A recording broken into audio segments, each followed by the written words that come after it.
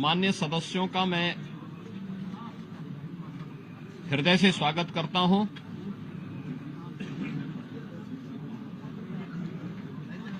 उत्तर प्रदेश विधानसभा और विधानमंडल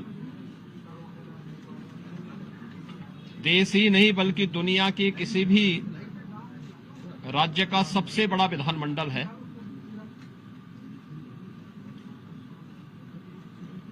और हमारे लिए यह अत्यंत गौरव का क्षण भी है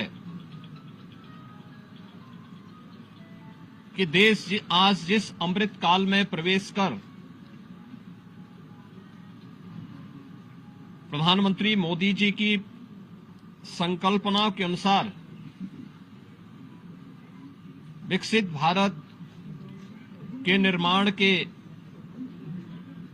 जिस पवित्र अभियान के साथ जी जान से जुड़ा है, उसमें उत्तर प्रदेश की एक महत्वपूर्ण भूमिका है। देश की आजादी के आंदोलन के दौरान भी अनेक स्वाधीनता संग्राम सेनानियों ने उत्तर प्रदेश को केंद्र में रख करके देश की आजादी के इस अभियान के साथ जुड़े थे। अनेक क्रांतिकारियों की कर्मभूमि और जन्मभूमि होने का सौभाग्य भी उत्तर प्रदेश को है। उत्तर प्रदेश आदरणीय प्रधानमंत्री जी के मार्गदर्शन और नेतृत्व में विगत 7.5 वर्ष में विकास और सुरक्षा के नए प्रतिमान स्थापित किया है। विकास और सुरक्षा का, समृद्धि का, आस्था और आधुनिकता का जो संगम आज उत्तर प्रदेश के अंदर देखने को मिल रहा है, उसका रास्ता भी हमारे इसी विधानमंडल से प्रारंभ होता है। उत्तर प्रदेश विधानमंडल के शीतकालीन सत्र के अवसर पर सरकार उन सभी मुद्दों पर, क्योंकि यहां पे विधायी कार्य तो इस सत्र में होंगे ही, विधायी कार्य के साथ साथ अनुपूरक बजट भी इस सत्र में विधानमंडल के सामने आएगा। इसके अलावा जनता से जुड़े हुए और प्रदेश के विकास से जुड़े हुए माननीय सदस्यों के महत्वपूर्ण सुझाव और उनके मुद्दे भी, जो जनता से जुड़े हुए मुद्दे हैं, उन मुद्दों को भी सदन में रखने का एक सुनहरा अवसर माननीय सदस्यों के सामने है। और इसीलिए मेरी अपील होगी सभी पक्षों से कि सदन की कार्रवाई सुगमता के साथ संचालित हो, आगे बढ़े, जनता से जुड़े हुए मुद्दे, विकास से जुड़े हुए मुद्दों पर एक सार्थक चर्चा हो।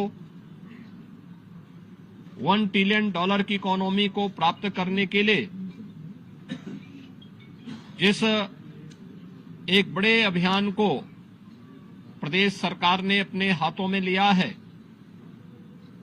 उसे प्राप्त करने के इस पवित्र महायज्ञ में हम सब भी भागीदार बने, सभी पक्ष भागीदार बने। इस दृष्टि से सरकार सभी का सहयोग और समर्थन इसके लिए चाहती है।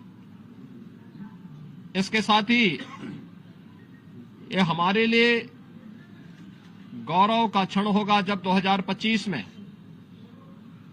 13 जनवरी से 26 फरवरी के बीच में दुनिया का सबसे बड़ा आध्यात्मिक, सांस्कृतिक और सामाजिक समागम महाकुंभ प्रयागराज का भव्य दिव्य आयोजन प्रयागराज की पावन त्रिवेणी के पवित्र स्थल पर होने जा रहा है। इन सभी मुद्दों पर सरकार चर्चा करने के लिए सदन में तैयार है और मेरी अपने विपक्ष के साथियों से भी यही आग्रह होगा कि वे सदन में तैयारी के साथ आएं, इन मुद्दों पर चर्चा करें। हर उस मुद्दे पर जो प्रदेश के हित में, नौजवानों के हित में, किसानों के हित में, महिलाओं के हित में, प्रदेश की समृद्धि और सुरक्षा के हित में होगा, सरकार उन हर मुद्दे पर चर्चा करने को तैयार है। आवश्यकता एक सार्थक बहस का मंच हमारा विधानमंडल बने, इसमें सबके सहयोग की भी अपेक्षा हम लोग रखते हैं। मैं एक बार फिर से शीतकालीन सत्र में